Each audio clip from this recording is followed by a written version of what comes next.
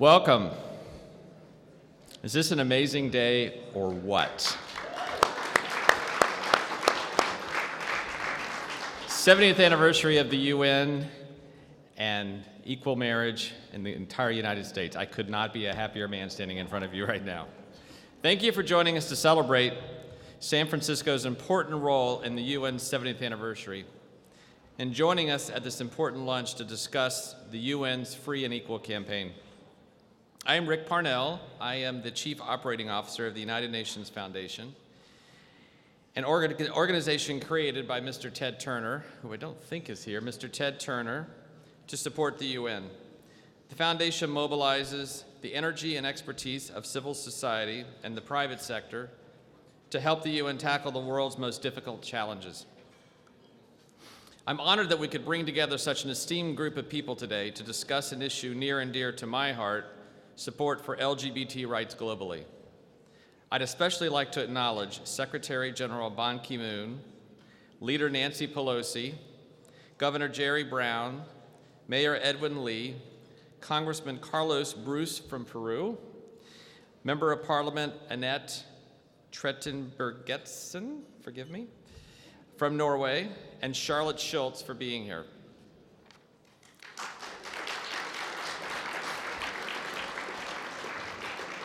I'd also like to thank our fantastic lunch host committee who have been instrumental in the planning of this event: Stuart Milk, Julie Dorff, Cliff Hopkins, Joyce Neustadt, and Charles Radcliffe. And looking towards the next generation of leadership, thank you, Sylvie, for missing camp today to be here to celebrate with all of us. So thank you for doing that. So let me say, as a young gay man growing up in the deep south of the United States, I never thought I'd see the day that the Supreme Court would legalize gay marriage. My partner of 12 years, Christopher, is here today, and we are overjoyed by this decision. And yet there is still so much work to be done for LGBT rights. In 76 countries around the world, same-sex relationships are criminalized. In 7 of these countries, same-sex relationships are punishable by death. Institutionalized discrimination and attitudes exist all across the world and affect LGBT communities in all aspects of their lives, in their education, healthcare, jobs, and among families. Our goal today is to honor the Secretary General for his personal commitment to LGBT rights globally, and to begin a conversation about the UN's groundbreaking Free and Equal campaign. If you'll turn your attention to the monitors, we have a brief video overview of the campaign, and this will set the scene for today's lunch. On the 26th of July, 2013, in Cape Town, South Africa, the United Nations Human Rights Office launched an unprecedented global campaign. Its aim: to combat prejudice, violence, and discrimination against lesbian, gay, bisexual, transgender, and intersex people around the world. Its name: Free and Equal. In the past year, more than 1 billion people around the world have read, seen, or heard the campaign's message of respect and acceptance. Millions have seen free and equal videos and announcements online, on TV, on buses, and at train stations. The Welcome, the UN's first ever Bollywood music video, quickly became the most widely watched UN human rights video ever produced. At the UN, world leaders have spoken up to defend the rights of lesbian, gay, bisexual, transgender, and intersex people. Celebrities from around the world have added their support, including 9 campaign equality champions, all of whom have helped to spread the free and equal message. On Human Rights Day, a powerful free and equal video on the fight for equality was screened at a special event at UN headquarters. For the International Day Against Homophobia and Transphobia, Free and Equal inspired people to share their stories. Motivated by the global campaign, UN country teams have launched or are planning national free and equal campaigns. Events are already taking place in countries around the world. including India, Brazil, Cambodia, and Mexico. Around the world, millions of us have spoken up in support of the human rights of lesbian, gay, bisexual, transgender, and intersex people. Universal rights, respect, acceptance, equality. A world that is free and equal.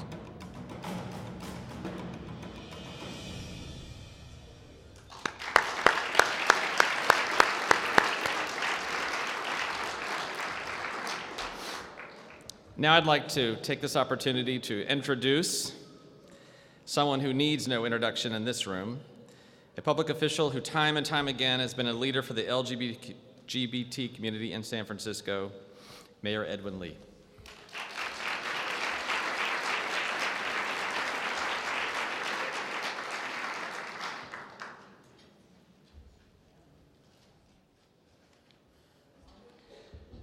All right, we're just hopping, aren't we? Well, Rick, thank you very much for that introduction. Thank you, all of you, for being here in our great city of San Francisco. You know, for a number of moments this morning, I just thought of so many people that have been part of the movement in the LGBT community in San Francisco, our city, Harvey Milk, the years, and many people are associated with him and the things that he's done, the current leadership in our city, and the fact that we have two strong gay men that are on our board of supervisors. You know, it's just our city continues to celebrate diversity, and we push the envelope to expand the table for everyone. There's always, and it is our DNA, there's always been room for equality in our city. And now with this momentous decision by our Supreme Court, we, as a nation, as well as a city and as a community, we move that much closer to equality without exception. Now, we will have a lot of work to do, but today it really is about celebration. But I need to set the tone here. We're going to get some work. Just as Mark said earlier, Senator Leno said earlier, we got a lot of work to do because equality doesn't come handed to you on a piece of paper with the U.S. Supreme Court's name on it. We have to earn it. We have to develop laws. We have to make sure all of the areas of discrimination are freed up. Well, I think today is, again, on this 70th anniversary of our United Nations Charter in our city, the acknowledgement that our United Nations is a global instrument that continues to promote diversity and equality and acceptance around the world. It is therefore appropriate for me to declare this today to be United Nations Charter Day in San Francisco. Secretary General, please come up again and receive this proclamation here. And of course, this may not get you free parking in San Francisco, but if I may quote on all the whereases, it says, whereas today we proudly remember this event in San Francisco's history, and we remain committed to the principles and values that inspired the UN Charter's creation, including human rights and equality for all. Thank you. Thank you. Thank you.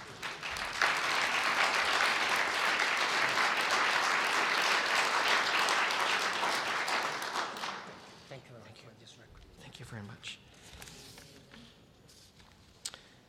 And speaking of fighting for equality, it's my honor to introduce Stuart Milk and Annette Trederbergstuen. Did I say that right? Yes. Stuart is not only the nephew of the late Supervisor Harvey Milk, whose legacy in our city is cherished greatly, but he's also made his own mark in human rights activism as a co-founder and president of the Harvey Milk Foundation. And Annette serves as a defining voice in the Norwegian Parliament, advancing the protection and security of fundamental human rights for all people. Thank you to both for what you do to promote human rights around the world.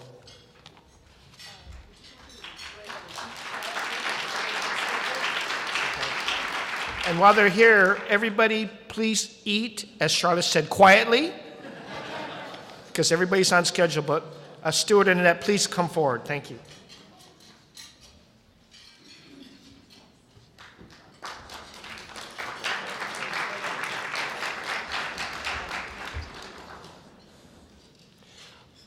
I'm glad that the mayor got to pronounce Annette's last name and not me. I've known Annette for 7 years, and I still don't get the pronunciation right. What an amazing historic day. You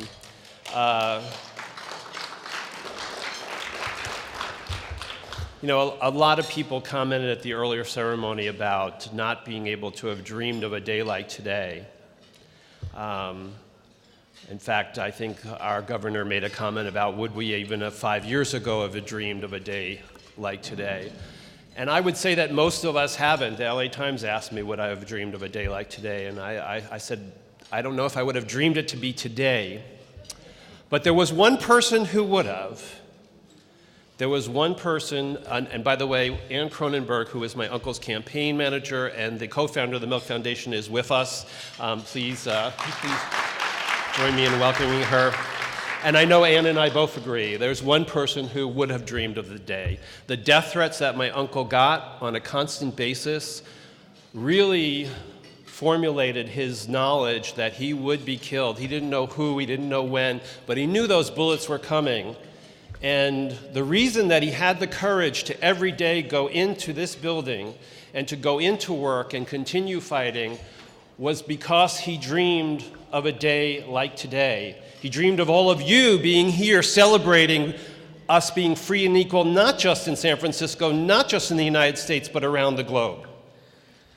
He dreamed of a day, and he actually worked hard in that brief 11 months to give the belief that we might one day have an Asian American mayor in San Francisco when he supported Gordon Lau to be the president of the Board of Supervisors. That is the vision that he had. He believed that his life was worth where we got to today. So in terms of dreaming of today, my uncle really did have that belief that we would get here.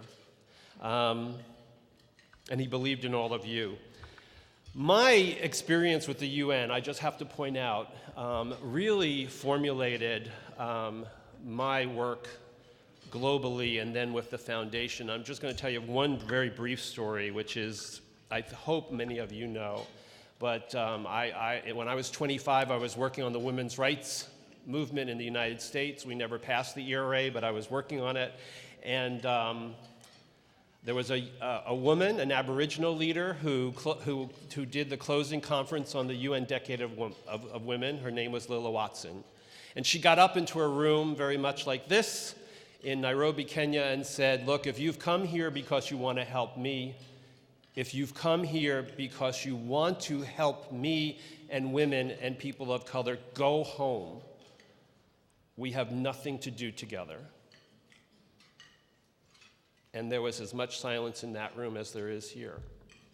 And she said, but if you have come here because you understand that your liberation is bound with mine, then let us work together. That's the heart of the Free and Equal campaign.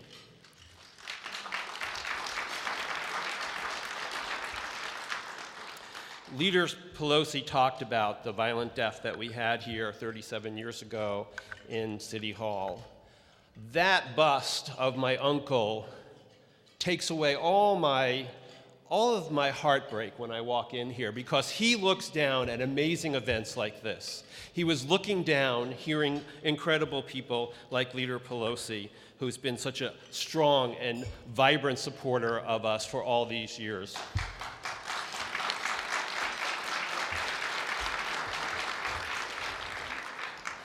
President Kennedy said, as we've heard him being quoted today, so one of my favorite quotes, and one of the things that really that inspired us creating the Harvey Milk Medal, was that President Kennedy said the community is really judged on who they honor, on who they recognize, on who they celebrate. And so today it is really our great honor to celebrate someone who has at his core message visibility of those who would be marginalized, those that would be diminished, those that would not be included. And that is the heart of the Free and Equal campaign. And it's a campaign that goes not just where we may have a crack in the door and there's some light coming in. It's a campaign that goes where that opening is so small that there's no light coming into that room. And I have been on the ground with our brothers and sisters all over the world where light is very difficult to see. And let me tell you, emails this morning that I got from Asia, from the Middle East, had me in tears. People heard the Supreme Court decision. People knew what we were doing here today with the UN. And where they have complete darkness, now they have a ray of light.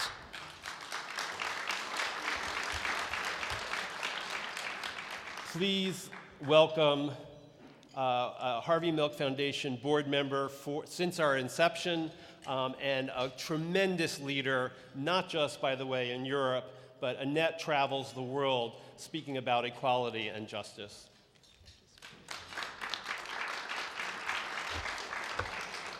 Thank you so much, Stuart. As a member of parliament, I'm so honored to be able to be here in this great hall where Harvey Milk dreamed of days like this. I'm also so honored to be an international board member of the Harvey Milk Foundation, which has earned the highest levels of respect and admiration across the globe, truly living up to the treasured legacy of Harvey Milk. All across the globe, the Milk Foundation works on the ground with local cultures and communities to increase LGBT visibility and to collaborate with other minority groups, connecting us all to our common humanity. The Harvey Milk Medal was created at the direction of the Milk Foundation's International Board. They are not to be given out lightly. Rather, they should go to individuals whose actions and deeds have reached across the globe. Past recipients include Nobel Peace Prize winner Desmond Tutu, Oregon Governor Barbara Roberts, Ireland Senate President David Norris, former US Chief of Protocol and the Common Race for the Cure founder, Ambassador Nancy Brinker, and multiple Grammy winner Melissa Etheridge. With this Harvey Milk Honors Medal, we today recognize a man who has made our entire community planet better, more just, more human, and more enlightened. Today is a day to celebrate, but tomorrow we got more work to do. And we do not only thank you and honor and appreciate the leading role you have taken in the fight against discrimination, in the fight for equality, but we also need you to bring that role further on. And we appreciate it so much that you take up this leading role to ensure LGBT people their core human rights. Please join me and Stuart Milk as we award the Milk Medal to Secretary General Ban Ki-moon.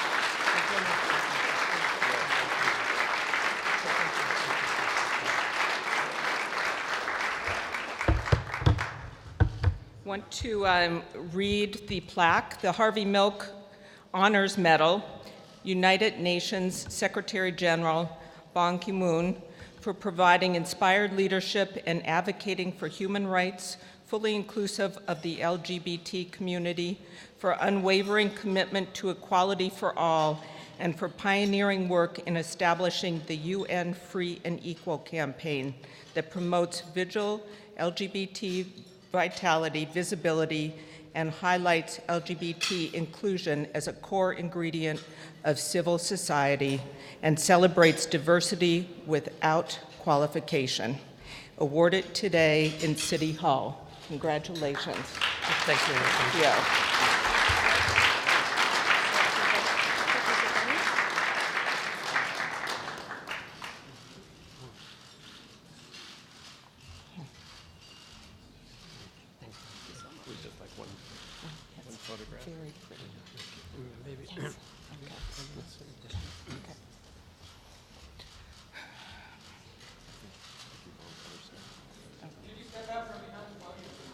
Oh.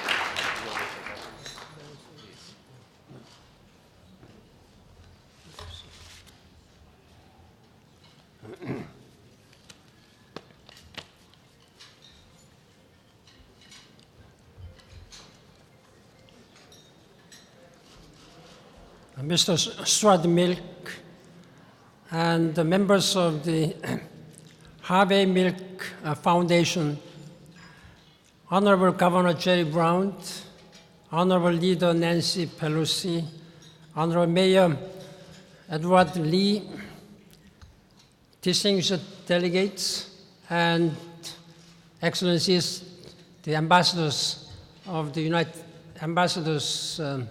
who are coming from United Nations. Thank you for your coming and joining. Dear friends, I'm truly honored by this lunch and by your recognition, by this medal. And it really gives me another opportunity to motivate myself and commit myself much more than before to work for free and equal right of everyone.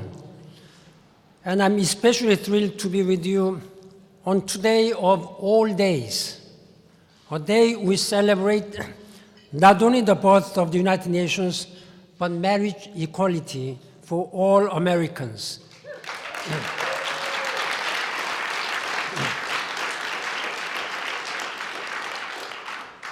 Truly, this is a day for the history books.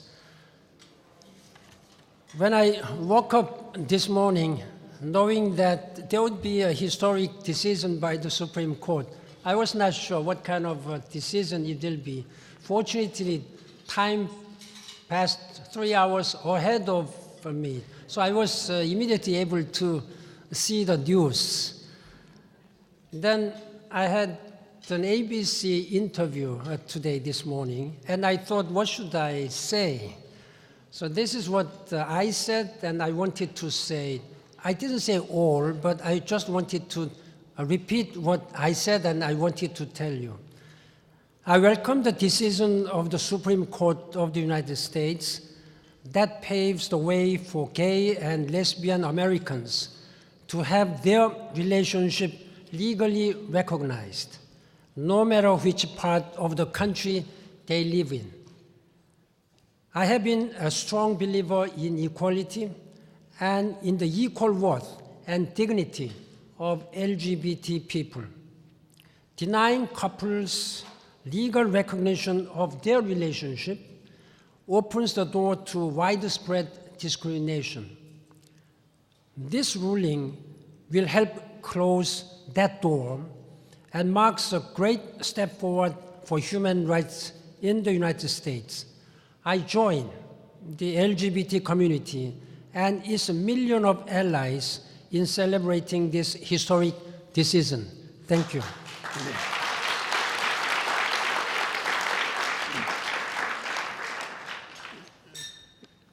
Ladies and gentlemen, since arriving in San Francisco last night, I have been constantly reminded of the remarkable connections between this city and the United Nations. Few other cities, places embody as proudly as San Francisco the values of diversity, equality, and inclusion. It was from this building some 40 years ago that Harvey Milk helped to set in train America's gay rights revolution, a revolution that continues to this day, not just in this country, but around the world. The measures he advocated here, including new laws to protect the people from discrimination, are the same measures that today we advocate to governments everywhere. The arguments he made about not just tolerance, quote unquote, but true inclusion and acceptance are the same ones we use today as we work to convince the world's government to embrace, protect, and value all their people, including those who are lesbian, gay, bisexual, and transgender. As a Secretary General of the United Nations, I have been traveling many countries, and wherever there was discrimination, I talked to heads of state or government. Sometimes I have been successful.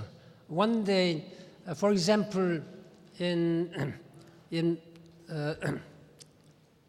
just forgot the country in the name. I'll come back to you. I talked to the president quietly. There were two gay couple who were put to prison many years. It became a big news in the world. So I told him that this is against the violation. It is a violation against human rights principle. And can you release them? Then I'm not going to say publicly, but if you release them, I will only welcome your decision. Then he said that, I don't agree with your point. But since you are the Secretary General of the United Nations saying and asking for that, I will consider what I can do. Then I thought that it would take about 2-3 months for his decision to take. Then when we were having joint press conference, he just announced himself, I'm pardoning this couple right now. Then they were set free on the same day.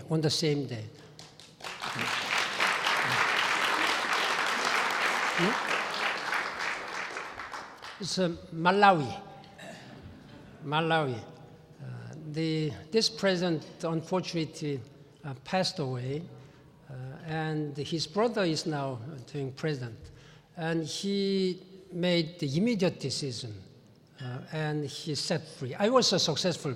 But in some other countries, when I raised this issue, of course, we had some confrontational dialogue. But they listened to my appeal, and I will continue to help those people who are being discriminated. Dear friends, I still have 1.5 years to go before I stand down as UN Secretary General, and we still have a great deal to get done before then. But I know already that when the time comes to look back on my tenure, I will feel enormous pride in the fact that I have been the first UN Secretary General to push hard for equal rights and respect for LGBT people around the world.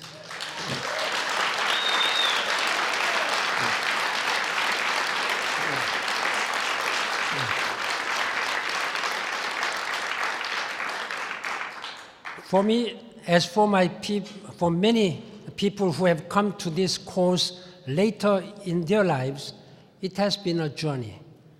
Growing up in Korea in the 1950s and 60s, I didn't know anyone who was LGBT, or at least I didn't know I knew anyone.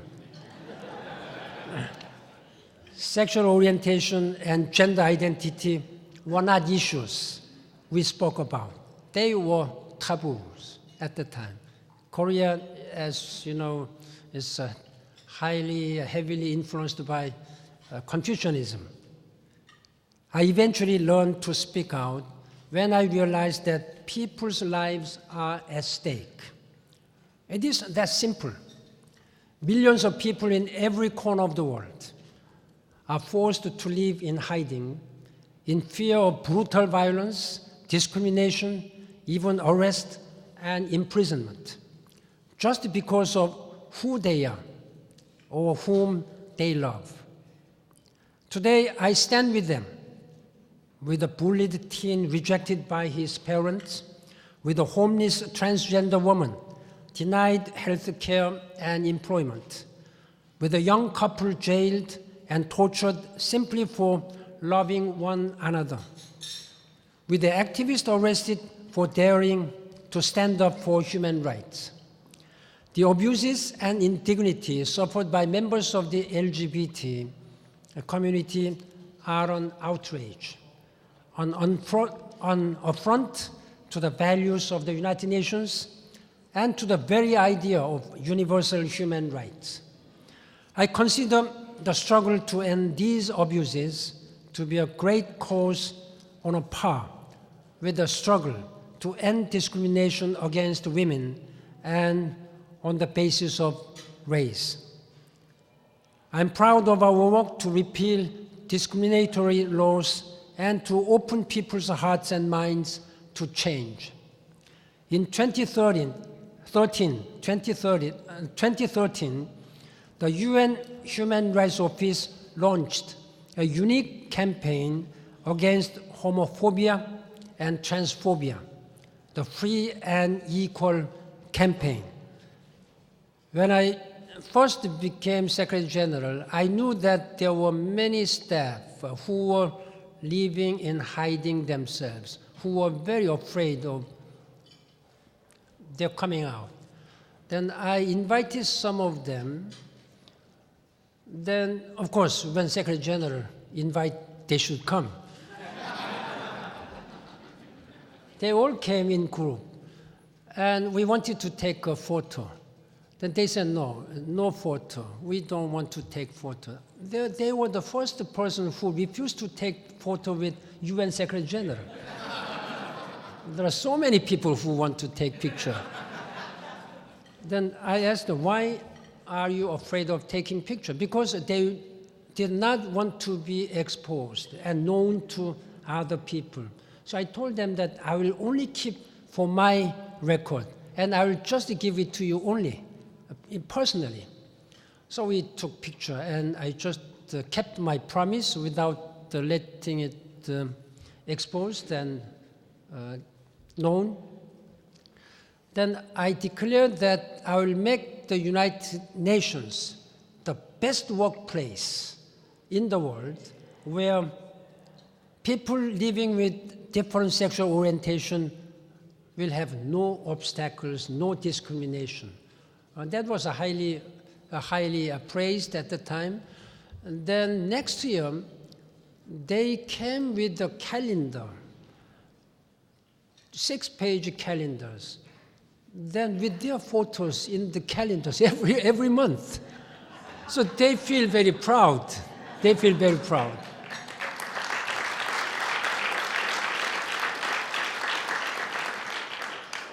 Ladies and gentlemen, I'm an unwavering champion of this campaign, and I invite you to become champions too. The fight for justice cannot wait. As Harvey Milk knew well, we will do our best to revere his legacy by working every day for the rights of LGBT people everywhere. Thank you for this honor of this medal and for the work that each of you is doing to advance the ideals of freedom and equality for all. Let us work together to make this world better for all, where everybody's human rights and human dignity will be respected and promoted. And I'm committed to that, and thank you very much for your leadership and commitment. Thank you.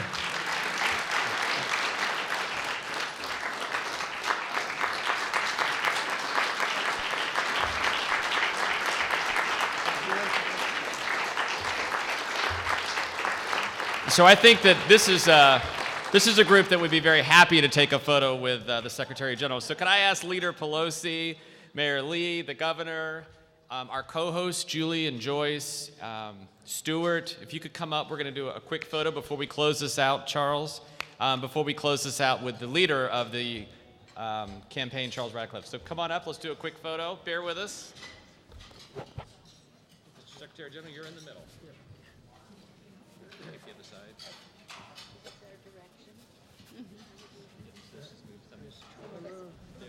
That was beautiful. That was beautiful. Thank you very much. We're almost up here. All up here.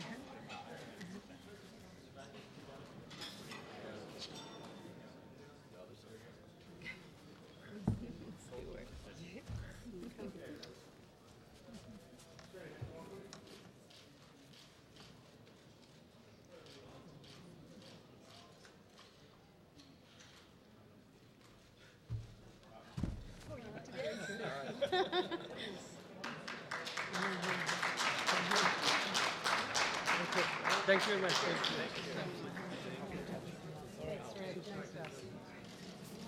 Wait till you see the video. One more video. It's fabulous. You'll love it. Hello. Hi. Oh, it's nice to see you. So we're gonna. So if you can bear with me just one more, we're going to show you the video that started it all. But to introduce that, the force behind Free and Equal, Mr. Charles Radcliffe. Charles.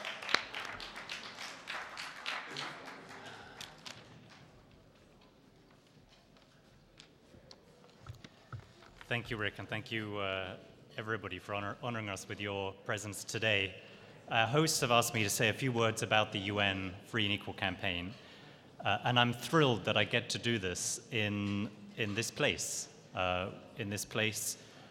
where Harvey Milk made history, and on a day when we're making history here in the United States. Harvey Milk taught us so much. One of the things he taught us is about the power of hope. He understood how empowering hope could be, and especially to those who feel most isolated, most shunned, most marginalized.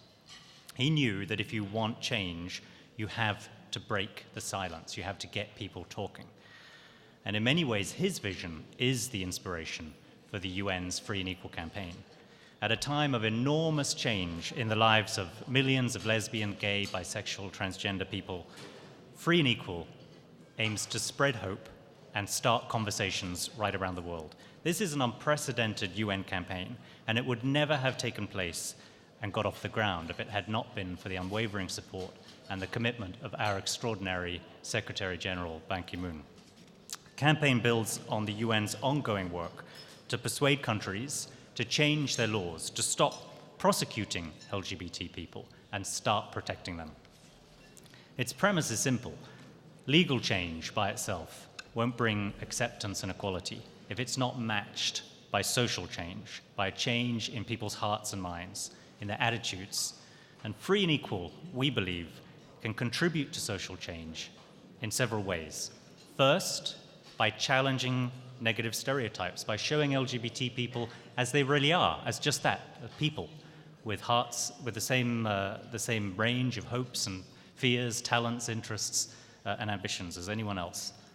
Second, by breaking the silence around issues of sexual orientation and gender identity, by helping to kickstart those millions of conversations that we want to see happen around the world if we want to get real change. And third, by sending a message to LGBT people everywhere that they are not alone, that the UN stands with them in their fight for rights, recognition, and respect. Now, a distinctive feature of Free and Equal compared with other campaigns, for example, civil society campaigns, is that it is a UN campaign. And that brings the authority of the UN brand, especially in those places where hostility towards LGBT people is most high. By having this message come from the UN, we think we can help legitimize the work the activists are doing, the things that activists are saying. And we can lend support to all the Harvey Milks out there who are fighting for change in their own countries and who look to the UN for solidarity and reinforcement. Celebrity support has been another critical factor in this campaign. Since we launched the campaign, we've signed up 9 celebrity equality champions in all regions of the world, from US rap stars to African musicians and Bollywood actresses. They play an important role in spreading campaign messages and generating media attention. By the end of this year, Free and Equal will have reached more than 2 billion people and inspired spin-off campaigns in 15 countries, national campaigns. Now, one last parting thought is this, that one challenge, I think, for any global campaign is to try to find new ways of telling the story, new ways of talking about this issue that resonate in very different, diverse cultural environments. What works here in California won't necessarily work in Cambodia, just as what works in Johannesburg won't necessarily work in Mumbai. So all of that speaks to the absolute importance of partnering with local communities, local activists, but also investing in message testing to help hone your approach, to help hone the arguments that you use, almost literally the words that you use to get your argument across. And as an example, we're going to end now with a 2-minute music video clip called The Welcome, which we created to help launch this campaign in India last year. We made it with our equality champion from India, Selina Jaitley, who's a former Miss India and a Bollywood star. And it tells the story of a traditional middle-class Indian family. The son is bringing his boyfriend home to meet his family for the first time. The problem is that the family are all expecting him to bring a young woman home rather than a young man. The video uses the secret weapon of Bollywood to get people watching, hopefully thinking, sharing, and talking. And a year on, it's become the most widely watched video that the United Nations has ever produced, igniting huge interest in India and beyond. The video's message is simple, and I think it's especially appropriate on today of all days. It's that love is a family value. Thank you very much. Please enjoy The Welcome.